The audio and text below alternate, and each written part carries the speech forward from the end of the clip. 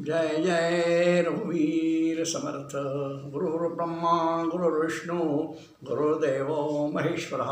गुरु साक्षात् परब्रह्म तस्मै श्री गुरुवे नमः।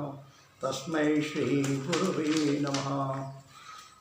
मैं सुरेश तोपखाने वाले यूट्यूब चैनल से आप सभी को मेरा प्रणाम। आज शनिवार दिनांक 27 मई। मित्रों, कल यानी रविवार 28 मई को ऐसे महापुरुष की जयंती है जिनके नाम में ही वीरता तो है ही, साथ ही उनका संपूर्ण जीवन वीरता से भरा हुआ है और देश प्रेम से भरा हुआ उनका जीवन है। वे महाराष्ट्र के ही नहीं, संपूर्ण देश के सपूत हैं जिन्होंने अपना पूरा जीवन देश के लिए बलिदान कर दिया। और ये महापुरुष हैं वीर विनायक दामोदर सावरकर, जिनकी 140वीं पुण्यतिथि कल 28 तारीख को है। सावरकर जी अलौकिक व्यक्तित्व, उनका जीवन अद्भुत था। वे सिर्फ देशभक्त ही नहीं थे, वे लेखक थे, कवि थे, अभ्यासक थे, चिंतक थे और समाज सुधारक भी थे। ऐसे महान पुरुष के बारे में आज हम उनके जीवन की कुछ घटनाओं का चिंतन करेंगे। कैसा अद्भुत जीवन था उनका।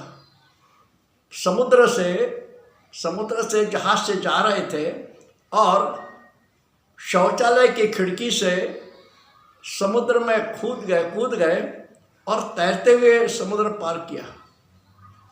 इस प्रकार की वीरता, इस प्रकार का साहस करने वाले सिर्फ वीर सावरकर। काहे के लिए? देश के लिए। 11 वर्ष तक सेल्युलर जेल में भयंकर यातनाएं सही। अजी, कोल्हू से तेल निकालने का काम उनको दिया गया था। जहां जानवर लगाए जाते थे कोल्हू में, उस जगह पर सावरकर जी को लगाया गया और तेल निकालने का काम उनको उस जेल में करना पड़ा था। इतना ही नहीं, सारे अन्य जो कैदी थे, दूसरे कैदी थे, उनसे इनको बिल्कुल अलग रखा गया। कोई संपर्क नहीं, बातचीत नहीं, देख नहीं सकते किसी को, कोई नहीं, एकांत में उनको रखा गया था। और उनकी कोठरी जो थी, उस कोठरी से फांसी घर दिखता था, जहाँ कैदियों को फांसी दी जाती थी। ये जानबूझकर ऐसा किया गया था जिसमें सावरकर जी उस फांसी घर को देख देख कर शायद उनका मन पिघले, बदल जाए। इस प्रकार का, यानी इतनी यातनाएं हुई, शायद ही किसी क्रांतिकारी को इस प्रकार के यातनाएं हुई होंगी। वीर सावरकर जी का जन्म 28 मई 1883। माता का नाम राधाबाई, पिता दामोदर पंत। पुत्र का जन्म हुआ तो नाम रखा गया विनायक। इस दंपति का प्रथम पुत्र गणेश, जिनको बाबाराव के नाम से पुकारा जाता था, और विनायक को तात्या के नाम से पुकारा जाता था। छोटी बहन थी मैना। उसके बाद एक छोटा भाई भी था इनको, जिसको नारायण कहते थे, उसका नाम नारायण था। इस प्रकार से ये संपन्न अच्छा परिवार था भाई बहनों का।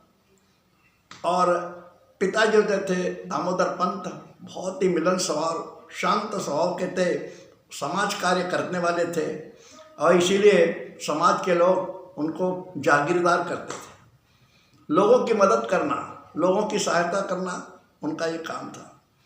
तो उनको तो जागीरदार कहते थे, और लेकिन विनायक को उनके स्वभाव के कारण विनायक जी को भी छोटे जागीरदार कहते थे। दामोदर सावरकर जी का जो स्कूल की शिक्षा शुरू हुई उस समय उनकी उम्र 6 वर्ष की थी।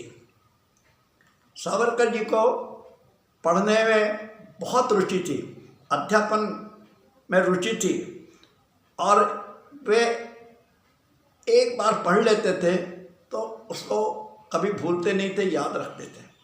अध्ययन उनका तीव्र था, तेज था अध्ययन, और वर्ग में, कक्षा में हमेशा प्रथम आने वाले विद्यार्थी थे। उनको पढ़ने की इतनी आदत थी कि कोई भी पुस्तक, साहित्य उनको सामने दिखा इतनी छोटी सी उम्र में, तो वो उस पुस्तक को, उस साहित्य को लेते थे और पूरा पढ़ने की कोशिश करते थे। अब उन्हें अंग्रेजी में भी कुछ पुस्तक पढ़ने को मिली तो उन्होंने अंग्रेजी भाषा सीखी, और उस अंग्रेजी भाषा सीखने से उनको कुछ अंग्रेजी साहित्य ग्रंथ, किताबें पढ़ने को मिली। यानी उनको पढ़ने का बहुत ही शौक था और अध्ययन करते थे, हर चीज़ का चिंतन करते थे। उनके घर में भी वैसे ही संस्कार थे ना, इसीलिए उनको पढ़ने में रुचि हुई। उनके पिताजी की आदत थी कि रात्रि को जब बच्चे सोने जाते थे उसके पहले वे दामोदर पंत अपने बच्चों को उनके घर में जो रखे हुए जो ग्रंथ थे, रामायण, महाभारत, शिवलीलामृत आदि जो ग्रंथ होते हैं, इतिहास के ग्रंथ थे, उन ग्रंथों के कुछ पन्ने पढ़कर रोज सुनाया करते थे। इससे क्या हुआ कि विनायक के मन में पढ़ने की रुचि जागृत होती गई, उत्कंठा बढ़ती गई, और साहित्य की रुचि बढ़ने से उनका साहित्य के क्षेत्र में काफ़ी प्रभाव पड़ा। उन्होंने उन्नति की उस खेल में। अच्छा, इतना ही नहीं, एक खेलकूद में भी बहुत होशियार थे, शैतान थे, उधम करते थे बच्चों के साथ, खेलकूद करते थे, लेकिन शैतानी करते समय कभी कभी पिताजी की डांट भी पड़ती थी। एक बार पिताजी ने उनको ऐसा डांटा कि वो कहीं जाके छुप गए, कहीं पता ही नहीं चला कहाँ, घर में ढूंढते रहे कि कहाँ गया। तो ये विनायक एक अलमारी में जाके अंदर बैठ गया और अब दरवाज़ा बंद कर लिया। इस प्रकार से वो कार्य करता था। उसकी जो दिनचर्या रहती थी, इस प्रकार बच्चों के साथ खेलना, पढ़ना, सब कुछ करना। उम्र के 9 वर्ष में, जब विनायक 9 वर्ष के थे, तभी उनकी माता राधाबाई का निधन हो गया, और इसके कारण उनके पिताजी दामोदर पंत को उनके सारे बच्चों की, भाई बहनों के, इनके ये सारे विनायक के सब देखभाल करना पड़ा, और वो बराबर उनका पालन पोषण करते रहे कि बच्चों को ये महसूस न हो कि उनकी माता जी नहीं है। हालांकि बड़ा लड़का जो था बाबा राव, वो अपने पिता की बीच बीच में सहायता करता था। दामोदर पंत के घर में एक ग्रंथ रखा था, संस्कृत का ग्रंथ था वो, उस ग्रंथ का नाम था आरण्यक। तो जब विनायक ने देखा वो ग्रंथ, विनायक ने उस ग्रंथ को निकाला और पढ़ने बैठ गया। पिताजी ने देखा ये क्या पढ़ रहे हो। पिताजी ने देखा ये अरण्यक ग्रंथ पढ़ रहा है। पिताजी उसको कहने लगे, बेटा ये अरण्यक ग्रंथ घर में नहीं पढ़ा जाता, इसका नाम है अरण्यक। तो विनायक पूछते हैं कि कहाँ पढ़ा जाता है, तो ये अरण्य में पढ़ा जाता है, वन में पढ़ा जाता है, जंगल में, क्योंकि ऐसी मान्यता है कि इस ग्रंथ को घर में पढ़ने से घर जो है वो अरण्य हो जाता है। विनायक बोले अपने पिताजी से, बाबा आप इतने पढ़े लिखे हो और इतने आपके विचार हैं, लेकिन फिर भी आप ऐसे अंधविश्वास, दंत कथा पर विश्वास करते हो, ये कैसा है। तो पिताजी को, मैंने अरण्य को विनायक को इस प्रकार का अच्छा नहीं लगा। वो तो इस मानता नहीं था, दंत कथाएं को वो मानते ही नहीं थे। एक अंग्रेजी पुस्तक विनायक को पढ़ने को मिली इंग्लिश में, उसका नाम था ए short history of the world. उस पुस्तक को, ग्रंथ को उन्होंने पढ़ा। पढ़ने के बाद क्या था, उस ग्रंथ के शुरू के कुछ पन्ने जो थे वो फट गए थे, तो इसलिए वो ग्रंथ को पढ़ नहीं सके। तो उन्हें अफसोस हुआ कि मुझे जो इतिहास जानना था वो संपूर्ण इतिहास नहीं मालूम हो सका। इसका प्रकार उन्हें अफसोस हुआ। इसी बीच उनके मन में, उनके दिमाग में कविता करने का मन हो गया और वे कविता करने लगे। उनके मन में कवित्व तो जागृत हो गया। अब उनकी कविता भी कैसी होती थी? कविता होती थी देश प्रेम से ओतप्रोत, ऐसी कविताएं वो रखती थे। हालांकि कविताएं तो करते थे, लेकिन स्कूल की पढ़ाई भी होती थी और हमेशा वर्ग में प्रथम ही आते थे। सारे इतिहास की जानकारी वो लेते रहते थे। 1901 में विनायक का विवाह हुआ। कोठुर के रामचंद्र त्रिंबक चिपळूणकर की कन्या यमुना से उनका विवाह हुआ। इस समय विनायक की उम्र 18 वर्ष थी और यमुना, उनकी जो पत्नी, उनकी वर्ष 13 वर्ष। शादी हो गई, लेकिन विनायक ने पढ़ाई छोड़ी नहीं, क्योंकि वह वर्ष उनका मैट्रिक का था। उन्होंने अपना सारा ध्यान जो है वो पढ़ाई में केंद्रित किया और मैट्रिक की परीक्षा देकर मैट्रिक की परीक्षा बहुत ही अच्छे नंबरों से पास की। उसके बाद उन्होंने पुणे के डेक्कन महाविद्यालय से बीए की डिग्री भी प्राप्त की। इस प्रकार उनका जो चरित्र था, अपना जीवन इस प्रकार से चलता रहा। और 1902 में उन्होंने छत्रपति शिवाजी महाराज की आरती की रचना की। यह आरती एकमेव आरती है, शायद ही किसी कवि ने इस प्रकार की शिवाजी महाराज की आरती की हो। शिवाजी महाराज की आरती करने वाले स्वामी सावरकर जी एकमेव ऐसे थे। उसके बाद उन पर एक और कविता जो हुई है, जो बहुत ही प्रसिद्ध, देश प्रेम से ओतप्रोत जयोस्तुते, यह स्वतंत्रता का स्तोत्र माना जाता है। राष्ट्र प्रेम से ओतप्रोत भरपूर ऐसा ये जयोस्तुते स्तोत्र सावरकर जी ने लिखा, जो स्वतंत्रता प्राप्ति के बाद आकाशवाणी से प्रसारित होता था। इस स्तोत्र को संगीतकार हृदयनाथ मंगेशकर जी ने संगीत दिया और लता मंगेशकर जी ने इसको स्वर दिया था। बहुत ही मधुर और देश प्रेम से भरपूर ओतप्रोत ऐसा यह स्तोत्र बहुत ही प्रसिद्ध है, प्रसिद्ध हुआ था। एक बार क्या हुआ, महाविद्यालय में नया सेशन शुरू होना था, तो नए सेशन शुरू होने के समय जब विद्यार्थी लोग आए नए, तो विनायक को कहा गया मंच पर आओ और विद्यार्थियों को आप संबोधन करो। तो विनायक तो भाषण देने में होशियार थे, वो मंच पर खड़े हो गए, आए और विद्यार्थियों को जो उन्होंने भाषण देना शुरू किया, तो इतिहास विषय लिया। इतिहास के ऊपर उन्होंने सारा भाषण दिया और इनका भाषण इतना जोशपूर्ण था, हृदय देश प्रेम से भरपूर जोशपूर्ण ऐसा भाषण था कि तालियों से उनका स्वागत हुआ।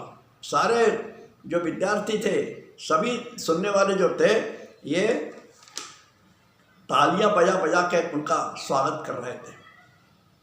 वीर सावरकर जी का जो गणवेश होता था, रहन सहन होता था, बहुत ही सादा, सिर पर काली टोपी और छोटे कॉलर का कोट होता था, लेकिन उनका व्यक्तित्व जो था बहुत ही आकर्षित था। उनको देखकर ही किसी के मन में देश प्रेम जागृत हो सकता था, इस प्रकार का उनका व्यक्तित्व था।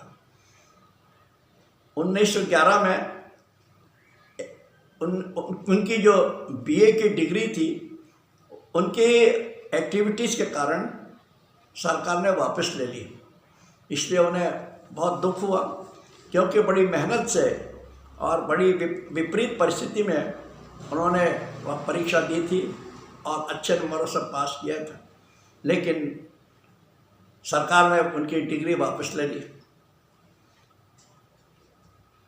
सावरकर जी जब सेलुलर जेल में थे तो उनको जो यातनाएं दी गई वो सुनकर हमारे शरीर में रोंगटे खड़े होते आते हैं। 15 जुलाई 1911 को 6 माह के एकांतवास की सजा सावरकर जी को सुनाई गई। वह काल कोठरी जिसमें उनको रखा गया, सारे कैदियों से दूर, कोई किसी से संबंध नहीं, कोई मानव उन्हें दिखता ही नहीं था उस कोठरी से। उस कोठरी में कोलू से तेल निकालना पड़ता था उनको। तेल निकालते समय ये पसीने से लथपथ हो जाते थे। छोटी सी कोठरी थी, लेकिन वो काम उनको करना ही पड़ता था। और जब वो पसीना आता तो कोलू का जो कचरा उड़ता था वह कचरा उनके शरीर पर चिपक जाता था। एक दिन तो ऐसा हुआ कि वो कोलू चला रहे थे, उनको खूब अचानक शरीर में वेदना हुई, पसीना खूब आ रहा था और इस वेदना से वो इतने घबराए कि उन्हें चक्कर आ गए, वो नीचे गिर पड़े। कुछ मिनट तक वो बेहोश रहे, शुद्धि में नहीं थे। उसके बाद जब होश आया तब फिर से वो काम में लग गए। अब सेलुलर जेल में 6 माह के लिए उनको बंद किया गया था। जो कैदी 6 माह के लिए भी आए थे उन सब दूसरे कैदियों को 6 माह बाद छोड़ दिया गया, लेकिन सावरकर जी को छोड़ा नहीं गया। उनको किसी से भी बातचीत नहीं कर सकते, किसी से मिल नहीं सकते, इस प्रकार से उनको रखा गया। इसी बीच में जब ये सज़ा भोगत रहे थे, उनको यातनाएं हो रही थी, तब कभी कभी उनके मन में विचार आता था, द्वंद्व आता था कि ये जिंदगी है, क्या है ये, इससे अच्छा तो मृत्यु। लेकिन फिर भी वो समझ जाते थे, वो सोचते थे, कहते थे मन में, ऐसे नहीं मरना है, हमें अपना जीवन व्यर्थ नहीं गंवाना है, मरना है तो मार कर मरेंगे शत्रु को। इस प्रकार का उनके जीवन में जो यातनाएं हुई, भयंकर यातनाएं हुई। 5 जनवरी 1924 यह सावरकर जी की जेल की आखिरी रात्रि थी। उन्हें सुबह मुक्त किए जाना था जेल से। येरवड़ा जेल था पुणे का, लेकिन उनको इस बात की सावरकर जी को कोई सूचना नहीं थी कि उन्हें कल सुबह छोड़ा जाएगा। उस रात को 5 जनवरी को भयंकर ठंड थी और अचानक उस दिन मूसलाधार बारिश हो रही थी। रात को इतनी बारिश हुई, ठंड भी थी। उनके कोठरी में खिड़की से पानी के बौछारें अंदर आती थी। सावरकर जी पूरे गीले हो जाते थे, उनके कपड़े गीले हो गए, वो ठीक सो नहीं सके। रात्र भर वो गीले कपड़े में अपने शरीर को संकोच कर इस प्रकार से बैठे रहे, सोचते रहे कि मुझे यह कितने दिन सहना पड़ेगा। इस प्रकार सुबह हुई, अधिकारी जेल के आए और कहा, सावरकर जी को मुक्त होने की सूचना दी। सावरकर जी को पहले विश्वास ही नहीं बसा कि इस प्रकार से मुझे मुक्त किया जाएगा, लेकिन यह सूचना सच थी। उन्हें मुक्त किया गया। साथ में जो बंदी थे उनको भी साथ में मुक्त किया गया और सारे लोगों ने सावरकर जी का अभिनंदन किया। जेल के बाहर बहुत से लोग आए हुए थे सावरकर जी का अभिनंदन करने के लिए। वहाँ जय जयकार किया। सावरकर जी के सारे लोगों ने, उनके जो मित्र परिवार या रिश्तेदार आए थे, सभी ने उनका वहाँ स्वागत किया। अब सजा से तो मुक्ति मिल गई, जेल से छूट गए, लेकिन मातृभूमि के विषय में प्रेम जो था उनका, वह उमड़ रहा था। उन्हें हिंदुत्व का जो विचार था उसका प्रचार प्रसार करना था, समाज सुधार का कार्य करना था, समाज को आगे बढ़ाना था। विनायकराव सावरकर जी की आयु कुल 83 वर्ष की थी। उनका जन्म 1883 में हुआ और मृत्यु 1966 में। प्रखर देशभक्त, लेखक, कवि, चिंतक, समाज सुधारक, ऐसे समाज सुधारक थे कि वे जाति धर्म भेदभाव को मानते ही नहीं थे। उनके जो सारे मित्र थे सभी जाति के थे, छोटे जात के, कुलीन जात के, दलित जात के, इस प्रकार के सभी जात के लोग उनके मित्र थे। वे तो कहते थे कि ये जो जाति धर्म का भेदभाव है यह हमारे हिंदू समाज के लिए अभिशाप है। यह विचार उनके बचपन में ही था। उनकी पत्नी वह भी, यशोदा भी, भेदभाव न मानने वाली, जाति धर्म को न मानने वाली। वे तो यहाँ तक कि उनके घर में जो धार्मिक कार्यक्रम होता था परिवार में, उस समय वे किसी दलित दंपति को अपने घर भोजन के लिए बुलाती थी। कोई भेदभाव नहीं। इस प्रकार के विचार सावरकर जी के और उनके पत्नी के भी थे। इस ऐसे वीर महापुरुष को गांधी हत्या का आरोप लगाया गया। हालांकि उसका कुछ असर नहीं हुआ। अंडमान के सेल्युलर जेल की यातनाओं से मुक्ति के लिए उन्होंने अंग्रेजों से माफ़ी मांगी, ऐसा भ्रामक प्रचार किया जाता है। लेकिन इंदिरा गांधी द्वारा उनका सत्कार स्वागत किया गया। लेकिन आज दुख है कि उनका अपमान किया जाता है, उनका चरित्र हनन किया जाता है। भारत माँ के ऐसे सपूत, जिंदगी भर कष्टों का जिन्होंने सामना किया, ऐसे वीर पुरुष की 140वीं जयंती के उपलक्ष्य में उनका पुण्य स्मरण करते हुए आज का यह चिंतन समाप्त करता हूँ और प्रभु से प्रार्थना करता हूँ, श्री राम से, कि सभी को सद्बुद्धि दे। यह संक्षिप्त चरित्र सावरकर जी का आपको कैसा लगा कृपया कमेंट्स करें और मेरे चैनल को सब्सक्राइब करें। धन्यवाद। जय जय रघुवीर समर्थ।